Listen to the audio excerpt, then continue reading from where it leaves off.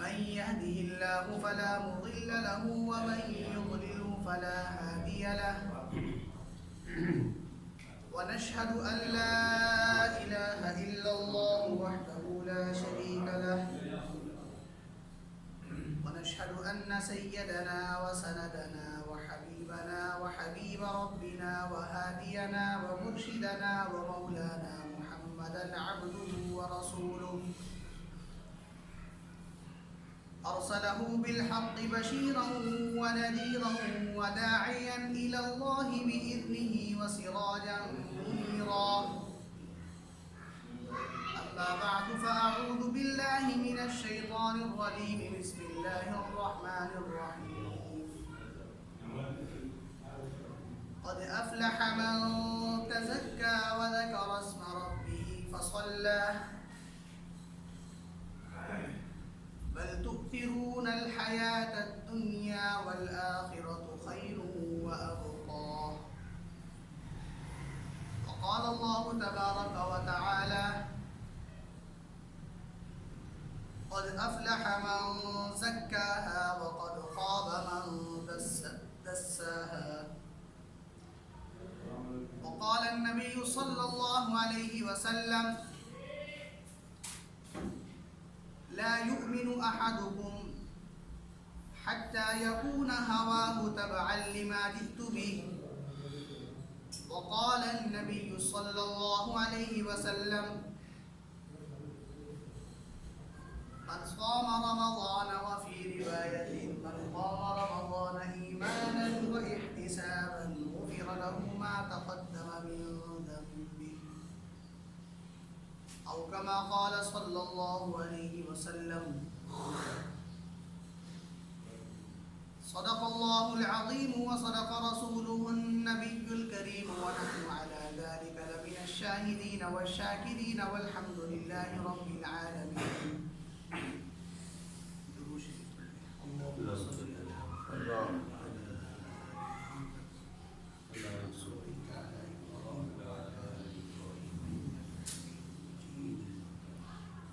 اللهم بارك على محمد وعلى آل محمد كما باركت على إبراهيم وعلى آل إبراهيم إنك حميد مجيد. رمضان کا آخری جمعہ اللہ تعالیٰ نے نصیب فرمایا اور اللہ تعالیٰ نے پورے مکمل 30 روزے رکھنے کی توفیق نصیب فرمائی.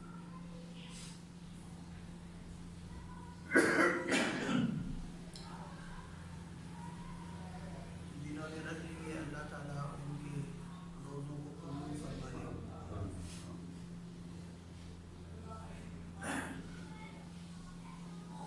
اور جو رکھنا چاہتے تھے لیکن کسی عذر کی وجہ سے نہیں رکھ سکے اللہ ان کو بھی اجر نصیب فرمائے.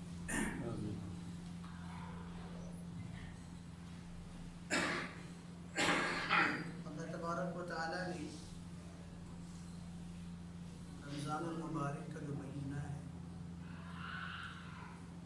یہ دراصل مکمل زندگی کا ایک طریقہ کار سکھانے کے لیے اللہ تبارک و تعالیٰ نے 30 دن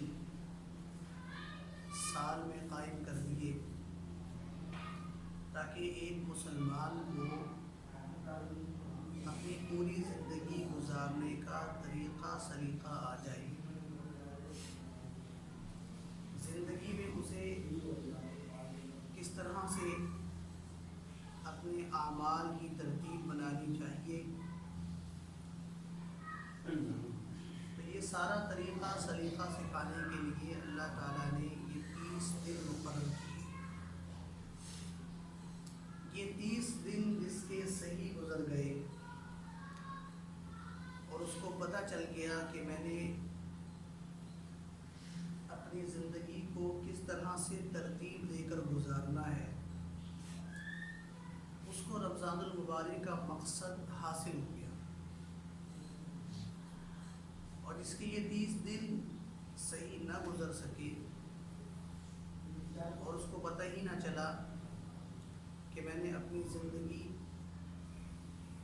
میں کس طرح سے اپنی ترتیب بنانی ہے، تو اس بیچارے کا رمضان آیا اور گزر گیا۔ مثال کے طور پر رسول اللہ صلی اللہ علیہ وسلم اور صحابہ کرام رضوان اللہ تعالی علیہم اجمعین، ان کی جو صبح تھی وہ تہجد کی نماز سے شروع ہوتی تھی۔ رسول اللہ صلی اللہ علیہ وسلم فجر کی نماز سے پہلے ہی مصلی پر موجود ہوتے تھے۔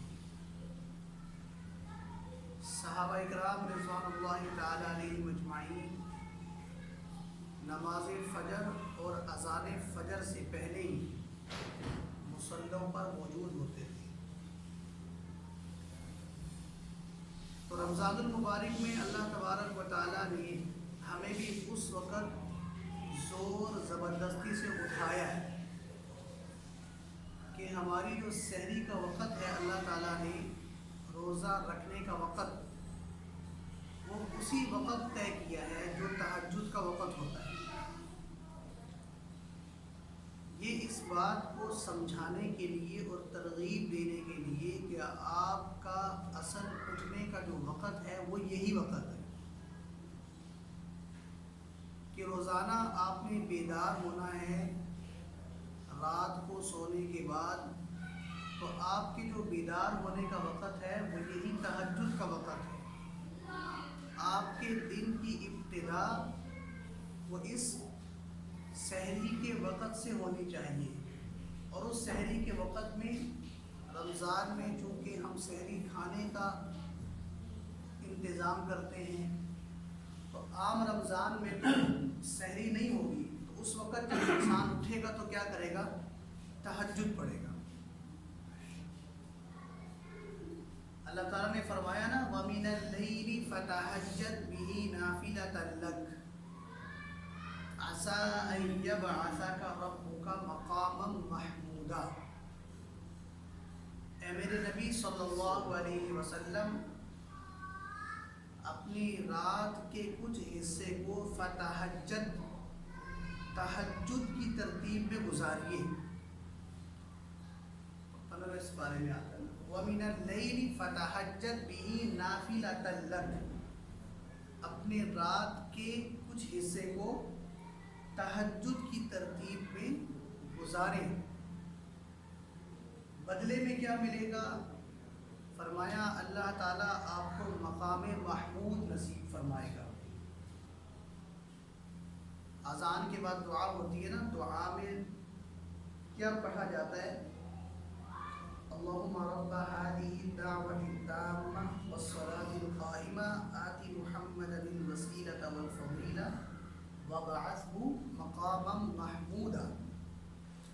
یہ جو مقام محمود ہے یہ رسول اللہ صلی اللہ علیہ وسلم کے ایک تخت کا نام ہے کہ آپ صلی اللہ علیہ وسلم کے لیے قیامت کے دن بچھایا جائے۔ مقام جگہ کو کہتے ہیں، اور محمود جو اللہ نے پسند کی ہے نا رسول اللہ صلی اللہ علیہ وسلم کے لیے۔ تو قیامت کے دن یہ مقام محمود کا جو تخت لگے گا رسول اللہ صلی اللہ علیہ وسلم کے لیے، ایک بہت عظیم الشان ممبر ہوگا۔ یہ آپ صلی اللہ علیہ وسلم کے لیے بچھایا جائے گا تاکہ آپ اس پر تشریف رکھیں۔ حدیث میں آتا ہے آپ صلی اللہ علیہ وسلم اس ممبر کے اوپر ہاتھ رکھ کر کھڑے ہو جائیں، اس طرح سے نا ہاتھ رکھ کر اس کے اوپر کھڑے ہو جائیں، اور آپ اللہ تبارک و تعالیٰ سے عرض کریں گے کہ یا اللہ میں اس ممبر پر تب بیٹھوں گا جب میرے امتیوں کا حساب و کتاب ہو جائے اور وہ جنت میں چلے جائیں۔ کہ جس مقام محمود کا تذکرہ اللہ تبارک و تعالیٰ نے کہاں فرمایا؟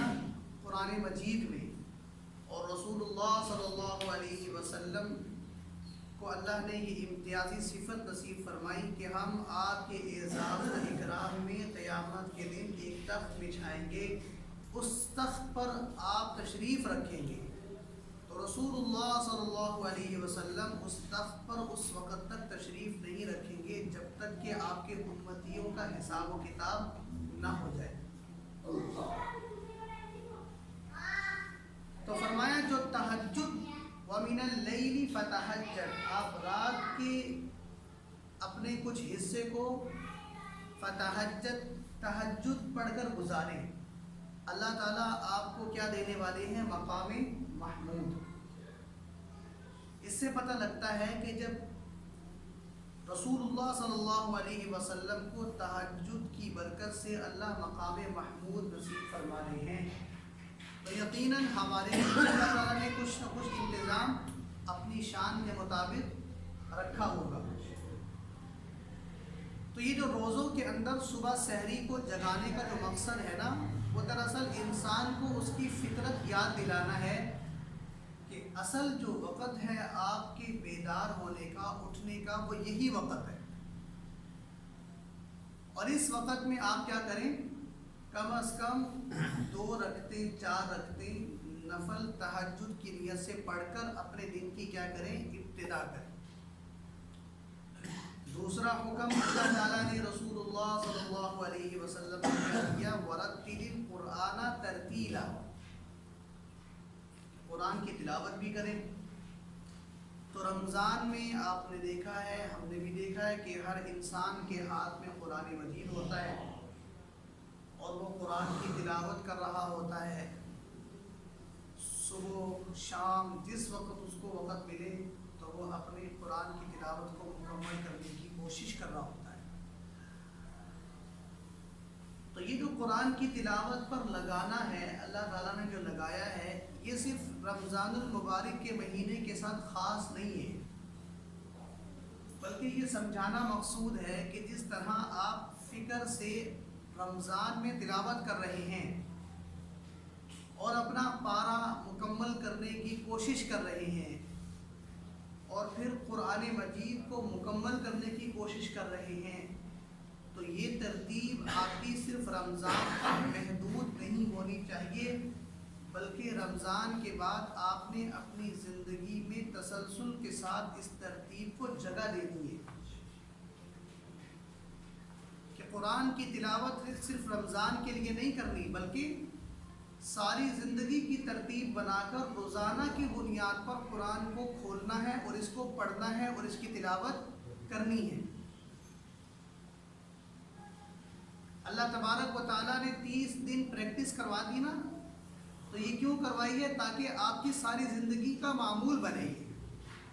یہ اس لیے نہیں بنائی کہ جیسے ہی عید کا چاند نظر آئے اور آپ کے لیے سب عبادات چاند بن کے رہ جائیں۔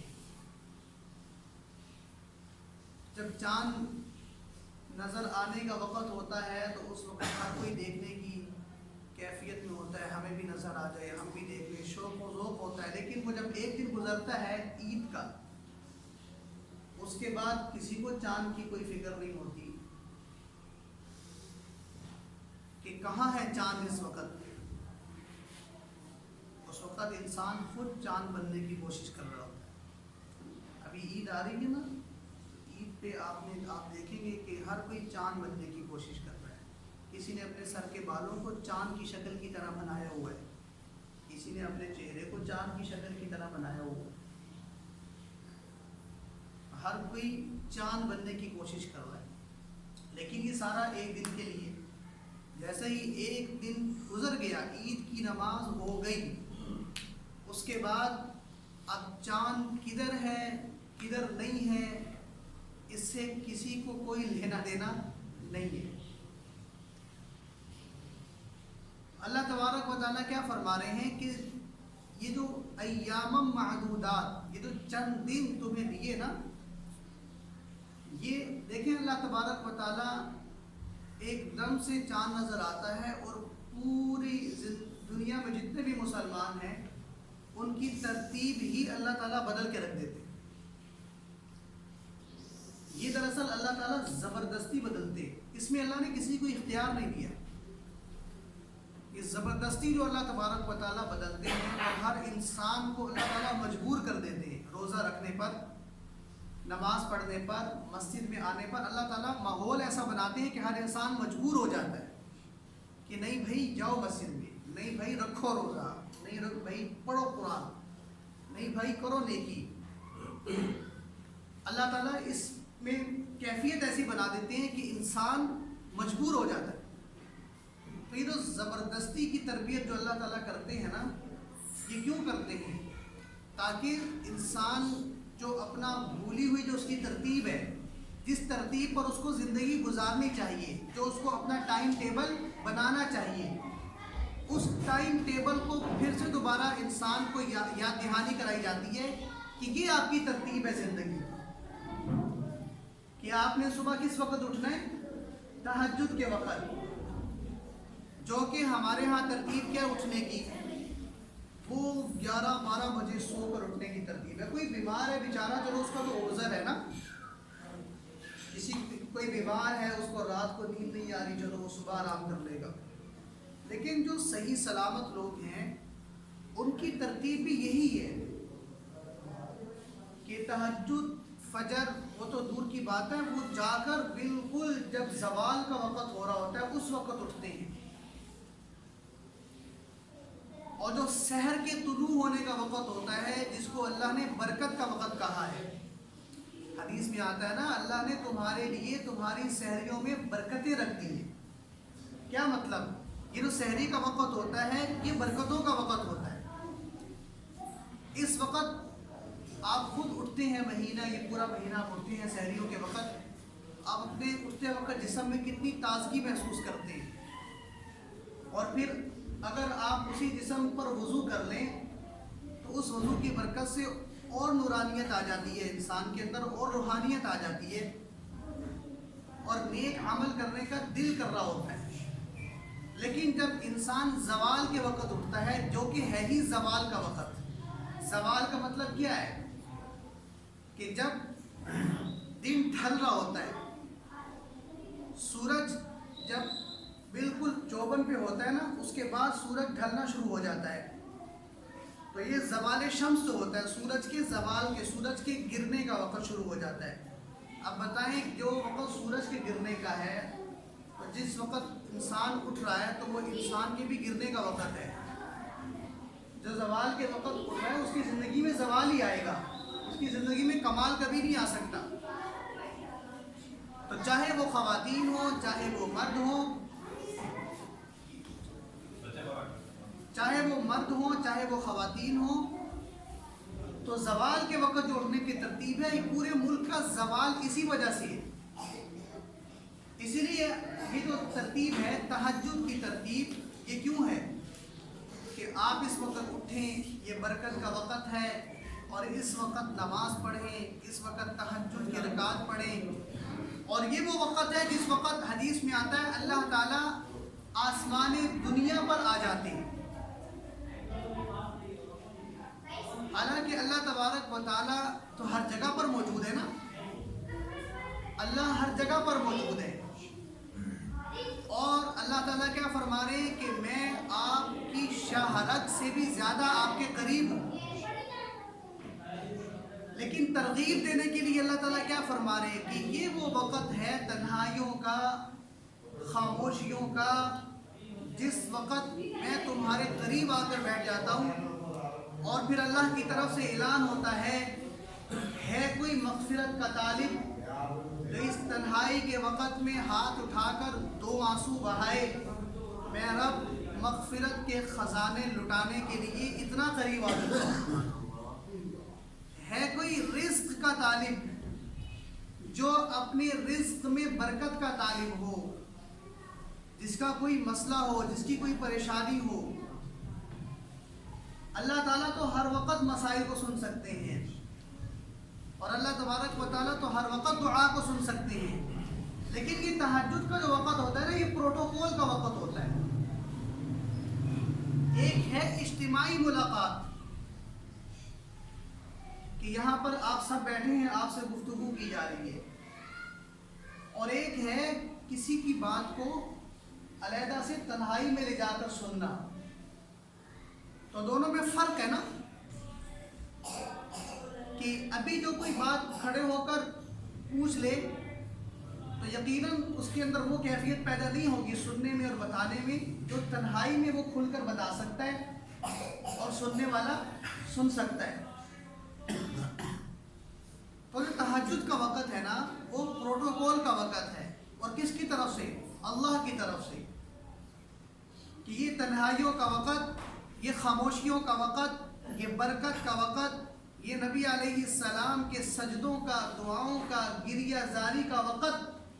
اس وقت میں اٹھو اور اللہ کے سامنے کھڑے ہو کر 2 نفل پڑھو اور پھر ہاتھ اٹھاؤ، دعا مانگو.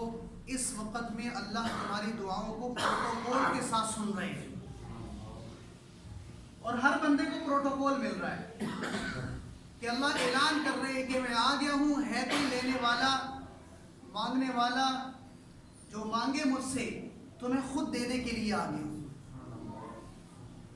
کتنی بڑی بات ہے.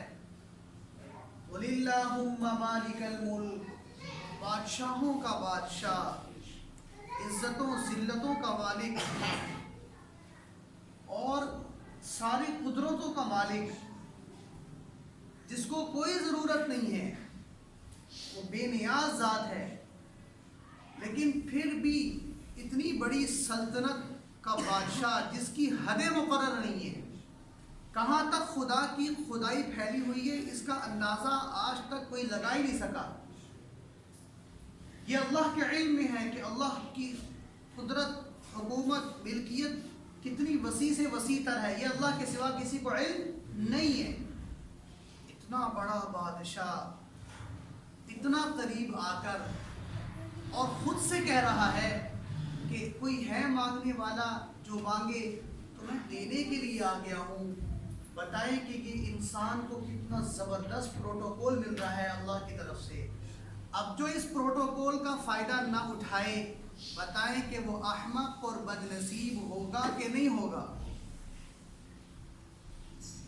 تو یہ جو رمضان میں جو سحریوں کے وقت بار بار اٹھانا ہے، بار بار اٹھانا اور کھلانا، یہ دراصل زندگی کی ترتیب سمجھانے کا وقت ہے کہ اصل آپ کے اٹھنے کا وقت یہ اس وقت ہوتے ہیں. اس وقت نماز پڑھیں، اس وقت اللہ تعالیٰ سے اپنی حاجات مانگیں، اپنے مسائل اللہ سے شیئر کریں، اللہ سے اس وقت اٹھ کر تنہائیوں میں گفتگو کریں. یہ صرف رمضان تک محدود نہیں ہے بلکہ رمضان کے علاوہ انسان کی ساری زندگی کی ترتیب یہی ہونی چاہیے. کتنے لوگ ایسے ہیں جو اس وقت اٹھ جاتے ہیں، اپنے کام کاج پہ نکل جاتے ہیں، ان کو نہ تہجد کے نفل نصیب ہوتے ہیں نہ نماز نصیب ہوتی ہے. کتنی بڑی اذیت ناک بات ہے کہ اٹھ بھی رہا ہے اور پھر بھی اس کو 2 نفل تہجد کی اور نماز، فرض نماز کی جو ہے اس کو نصیب نہیں ہو رہی. تو بھائی رمضان المبارک کا جو مقصد ہے وہ کیا ہے؟ انسان کی تربیت. انسان نے اٹھنا کا وقت کس وقت ہے؟ اچھا، اللہ تعالیٰ کھلاتے کتنے ٹائم ہے؟ جی 2 ٹائم.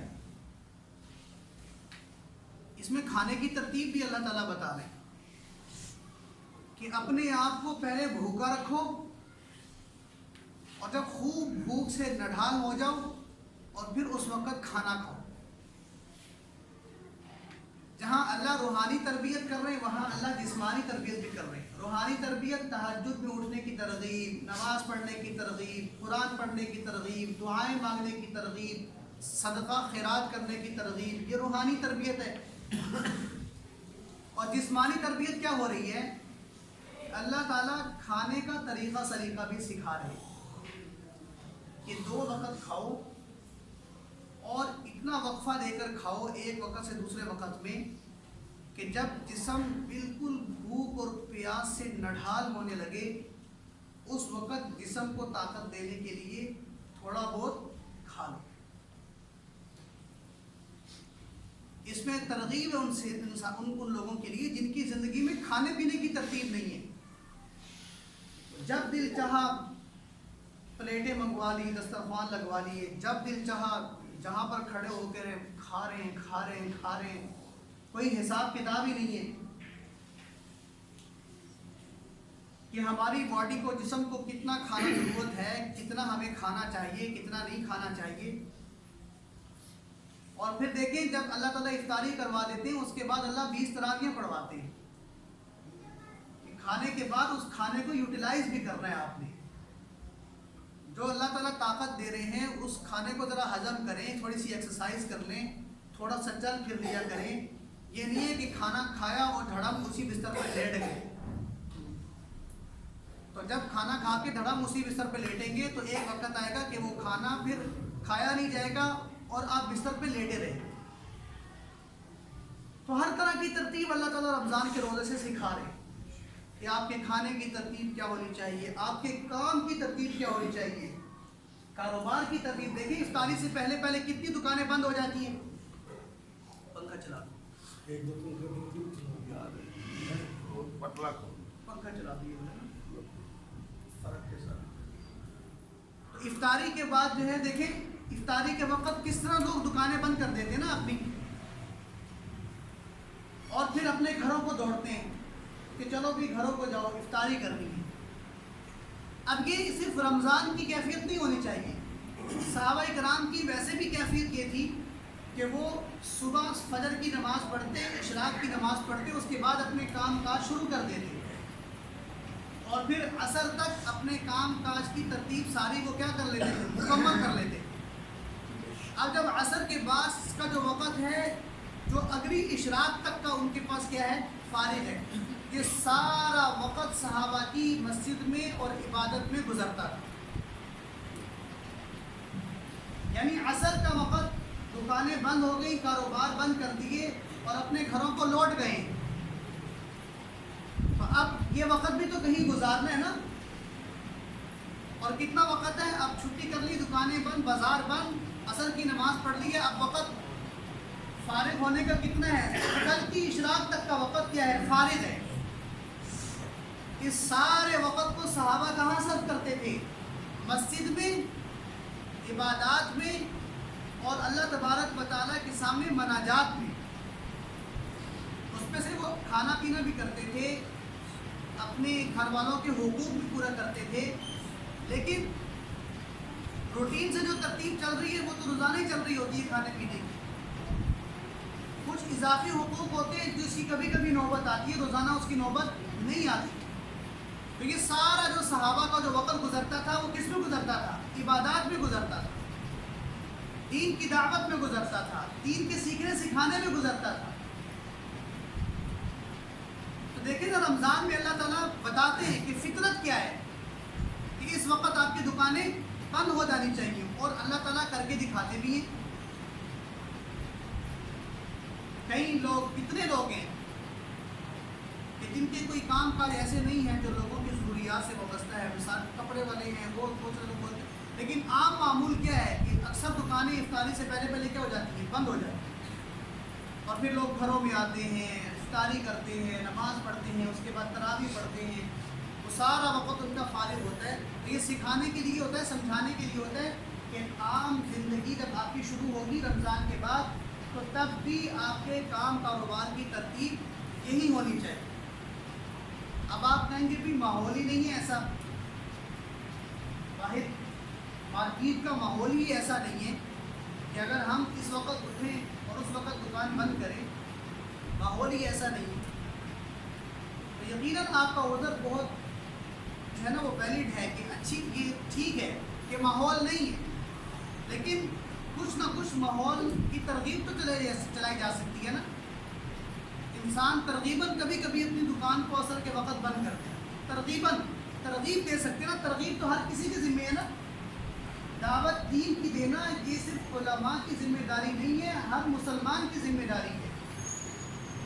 تو ترغیباً آپ کبھی کبھی دکان کو بند کر دیں، بازار میں 100 دکانیں ہیں، ان میں سے ایک دکان آپ کی بند ہو رہی ہے، تو کوئی تو آ کے آپ سے پوچھے گا نا کہ دکان اس وقت بند کیوں کر رہے ہو، کیا وجہ ہے، ابھی تو مارکیٹ کے بند ہونے کا وقت نہیں آیا۔ تو روزانہ بند نہ کریں، تقریباً ایک دن بند کریں اور ان سے کہیں کہ نہیں دیکھیں آج میں نے عبادت کرنی ہے، مسجد میں وقت گزارنا ہے، ہونا تو یہ چاہیے کہ آپ لوگوں کی دکانیں بھی اسی وقت بند ہوں۔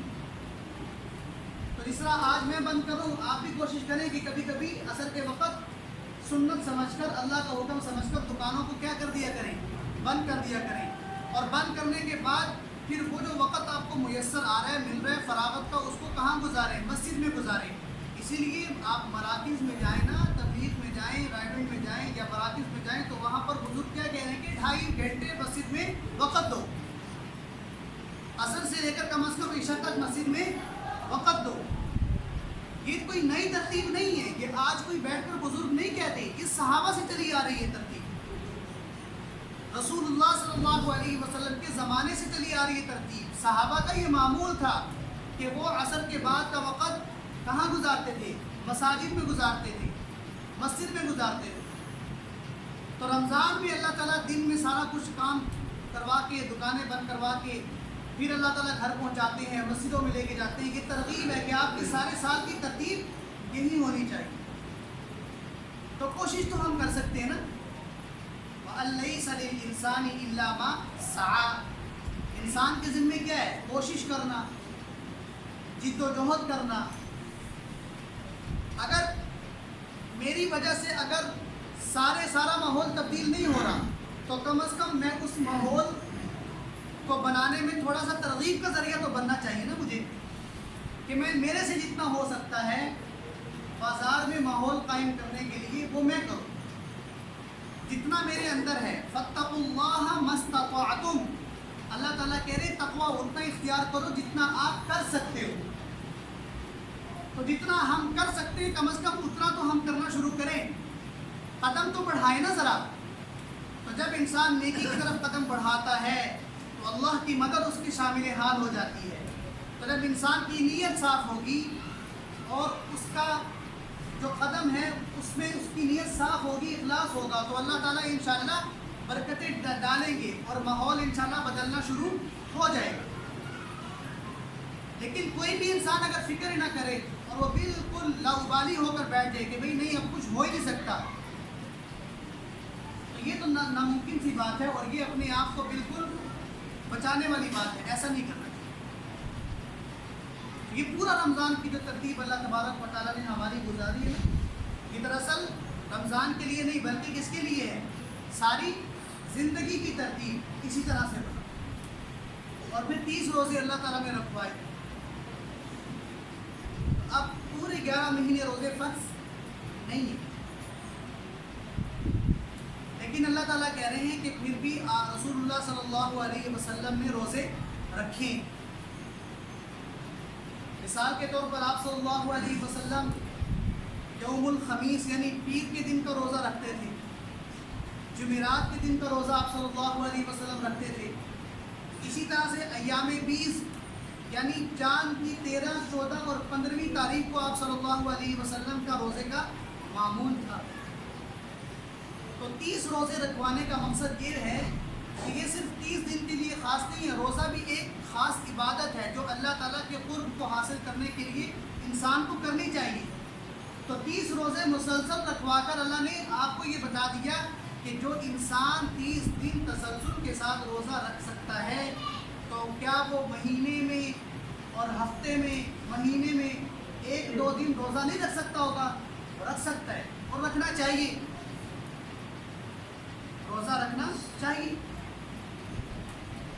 جب آپ کی پورا سال روزوں کی ترتیب ہوگی تو رمضان کا روزہ آپ کو مشکل لگے گا ہی۔ کیوں؟ اس لیے کہ انسان جو کام کر رہا ہوتا ہے نا پہلے سے، تو اس کے اندر خود اعتمادی پیدا ہو جاتی ہے، کانفیڈنس لیول اس کا بڑھ جاتا ہے کہ نہیں بھائی یہ کام میں کر سکتا ہوں۔ کہ جب میں عام دنوں میں روزہ رکھ رہا ہوں تو رمضان کے روزے بھی میں الحمدللہ رکھ سکتا ہوں۔ اسی طرح ایک مسئلہ یہ بھی سن لیں کہ جن لوگوں کا روزہ رمضان میں چھوٹ گیا، کسی وجہ سے وہ روزہ نہیں رکھ سکے، یعنی کوئی بیمار ہو گیا یا کوئی مسافر تھا، اس نے سفر کی وجہ سے روزہ نہیں رکھا، یا کوئی بھی وجہ ہو سکتی ہے روزہ نہ رکھنے کی. تو اب یہ روزہ جو نہیں رکھا تو یہ نہیں ہے کہ نہیں رکھا تو بس نہیں رکھا, گزر گئے تو سو گزر گئے, نہیں. جس طرح سے فرض نماز اگر آپ نے وقت پر نہیں پڑھی اور وقت گزر گیا تو اس فرض نماز کی قضا آپ کے ذمے لازم ہے. اسی طرح سے روزہ رکھنے کا بھی حکم ہے, فرض ہے. اگر آپ کا روزہ چھوٹ گیا ہے کسی وجہ سے تو آپ نے رمضان کے بعد اس روزے کی کیا کرنی ہے, قضا کرنی ہے. یہ ہر اس مرد اور عورت پر لازم اور ضروری اور واجب ہے کہ جس پر رمضان کا روزہ رکھنا فرض ہو جاتا ہے. جس پر رمضان کا روزہ رکھنا فرض تھا اور وہ کسی وجہ سے روزہ نہیں رکھ سکا, چھوٹ گیا, تو اس روزے کی قضا اس پر رمضان کے بعد واجب ہے کہ وہ ضرور اس کی قضا کرے گا. نہیں کرے گا تو گناہ گار ہوگا. کئی لوگ ایسے ہیں جن کا روزہ رہ جاتا ہے رمضان میں, اب وہ رہ گیا تو رہ گیا, رمضان گزر گیا سو گزر گیا, اب پورا سال ان کو کوئی فکر نہیں ہوتی. تو نفل روزے رکھنے کے بجائے پہلے ترجیح کس کو دیں گے, ان روزوں کو جو روزے کیا ہو گئے, قضا ہو گئے. بعض اوقات انسان کی کنڈیشن ایسی ہوتی ہے کہ بیماری کچھ ایسا حملہ کرتی ہے کسی وقت کہ اس وقت بالکل انسان کا جسم نڈھال ہو جاتا ہے, لیکن پھر ایسی کنڈیشن بھی آتی ہے کہ بالکل انسان اچھا ہو جاتا ہے, صحت یاب ہو جاتا ہے. کبھی کبھی مہینے کے بعد 2 مہینے کے بعد اس پر یہ کیفیت طاری ہوتی ہے, لیکن پھر اس کی طبیعت ٹھیک ہو جاتی ہے. تو اب جب طبیعت ٹھیک ہو جائے گی نا اس کی, تو جو روزے اس کے رمضان کے چھوٹ گئے تو ان روزوں کی وہ کیا کرے گا, قضا کرے گا, چاہے وہ مرد ہو چاہے وہ کیا ہو, عورت. جو آدمی اتنا لاغر اور اتنا کمزور ہو گیا ہے کہ اگر وہ روزہ رکھے گا تو اس بیچارے کو قبر میں رکھنا پڑ جائے گا, یعنی اتنا بیچارہ کمزور ہو گیا. اگر وہ روزہ رکھے گا تو اس کو اس کی جان جا سکتی ہے. ایسے بندے کو حکم ہے کہ وہ روزہ نہ رکھے, لیکن اپنے روزوں کا فدیہ ادا کرے. کیا کرے, فدیہ ادا کرے. کون سا بندہ جس کو بالکل روزہ رکھنے کی جو صلاحیت ہے نا اس کے اندر سے کیا ہو گئی, ختم ہو گئی. اگر اس کو روزہ آپ نے رکھوا دیا تو وہ بیچارہ اتنا کمزور یا ایسی بیماری میں ہے کہ بیچارہ کیا ہو جائے گا, فوت ہونے کا اس کا اندیشہ ہے, یا اس کی طبیعت بہت غیر ہونے کا اندیشہ ہے کہ وہ ہاسپٹل اس کو جا سکتا ہے. بالکل ایسی کیفیت پیدا ہو گئی. اور تب آپ کو کیا, اس کو پھر کیا ہے کہ وہ قضا بھی نہیں کر سکتا نا, جب اصل روزہ نہیں رکھ سکتا تو قضا بھی نہیں کر سکتا. تو اب یہ کیا کرے گا روزے کا, اور ایک روزے کا فدیہ ایک صدقۃ الفطر کی رقم. صدقۃ الفطر ہے نا, گندم, جو, کھجور, کشمش. گندم کی قیمت آپ نے دیکھی نا, 350 روپے, جو 600 سے زیادہ 650 روپے, اور کشمش کھجور جو ہے وہ 2700-2800 روپے, اور کشمش وہ 3700-3800 روپے چل رہے ہیں ایک بندے کی طرف سے. تو اب جس حیثیت کا بندہ ہے اس حیثیت کے اعتبار سے وہ صدقہ فطر ادا کرتا ہے. تو روزوں کا جو فدیہ ہے وہ بھی اسی حیثیت سے کیا کرے گا, ادا کرے گا. کون سا بندہ جو بالکل روزہ رکھنے پر قادر نہیں ہے. اسی طرح سے کیونکہ روزہ ایسی عبادت ہے نا کہ یہ کسی حال میں چھوڑنے کی آپ کو اجازت نہیں ہے.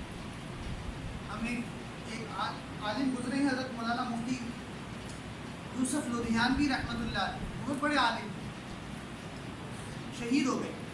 تو ان سے کسی ایک بندے نے آ کر مسئلہ پوچھا. وہ کوئلے کی کان میں کام کرتا ہے. آپ کو پتہ ہے کوئلے کی کان میں کام کرنا کتنا مشکل تھا, انسان کتنی تپش میں ہوتا ہے اندر, پھر جب وہ نکلتا ہے اس کی حالت بالکل غیر ہوتی ہے. تو ایک کوئلے کی کان میں کام کرنے والا مزدور حضرت کے پاس آیا.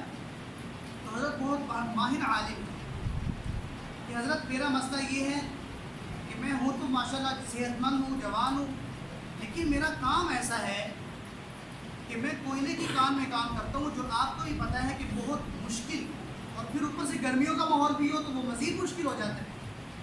تو حضرت کیا مجھے روزہ چھوڑنے کی اجازت ہے؟ تو حضرت نے فرمایا بالکل اجازت نہیں.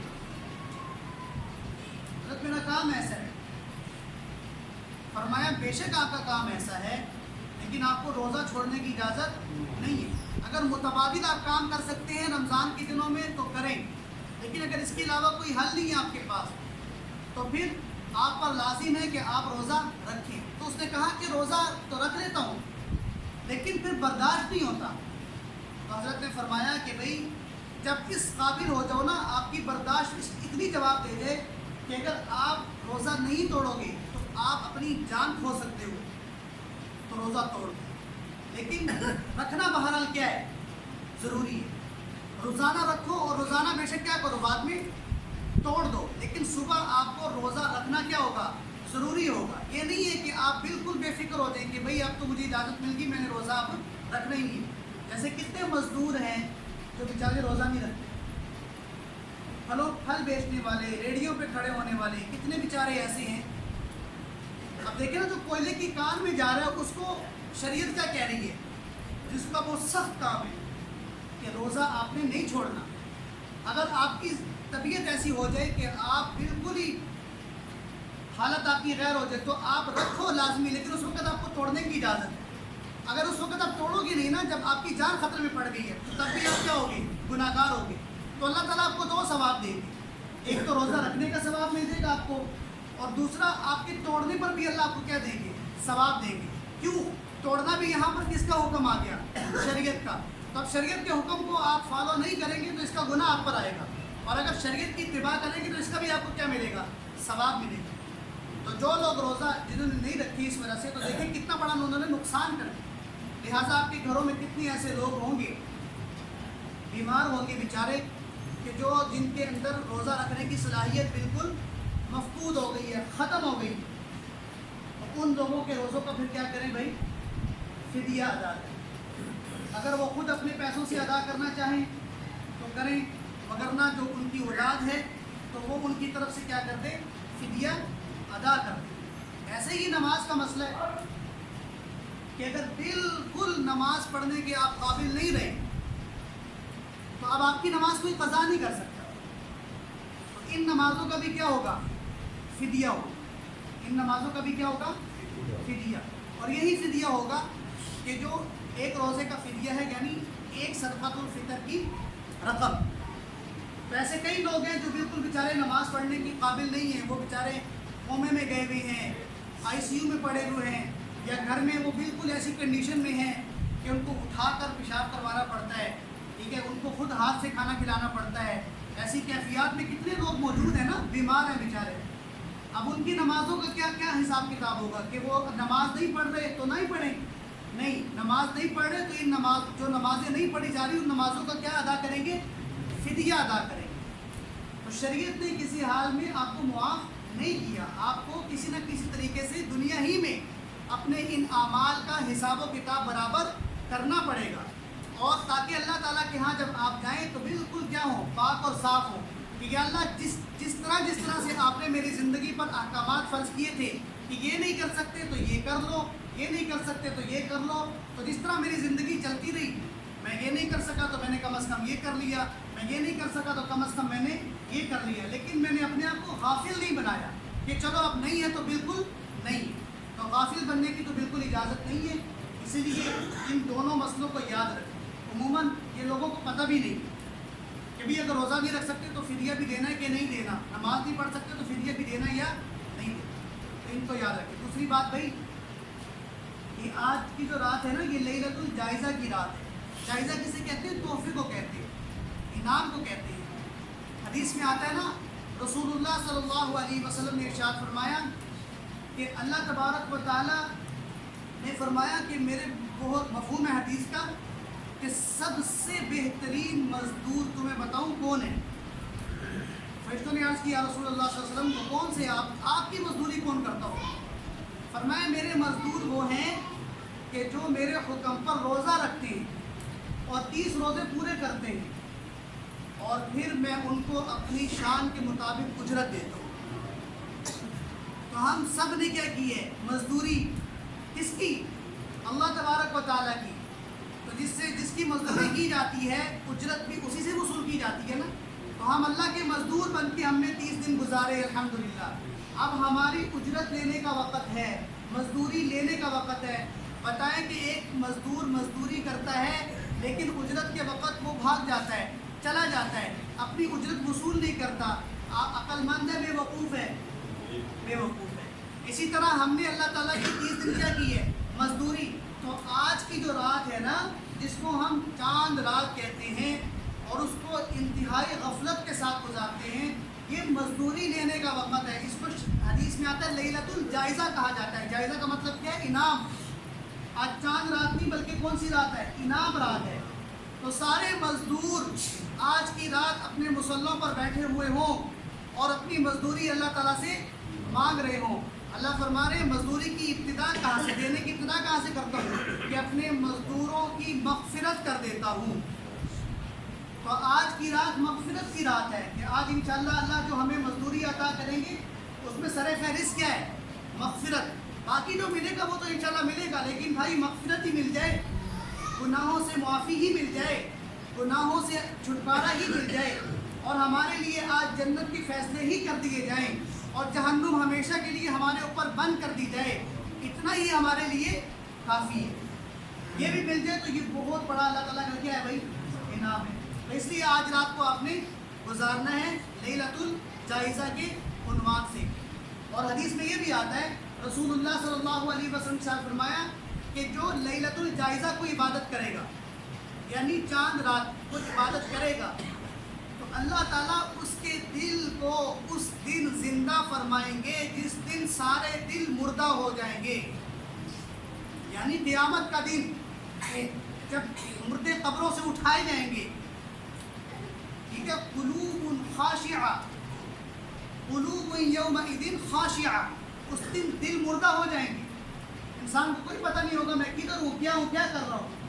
تو اس دن اللہ تعالیٰ فرما رہے ہیں لیلۃ الجائزہ کو جو عبادت کرے گا چاند رات کو، اس کو کیا انعام دوں گا؟ مغفرت کا انعام۔ اور پھر قیامت کے دن اس کو کیا انعام ملے گا؟ نقد، کہ اس کے دل کو اللہ تعالیٰ کیا رکھیں گے؟ اس دن زندہ رکھیں گے۔ تو کتنی اہم رات ہے، اس کو دائیں بائیں گزارنے کے بجائے کوشش یہ کرنی چاہیے کہ ہم عبادات میں گزاریں۔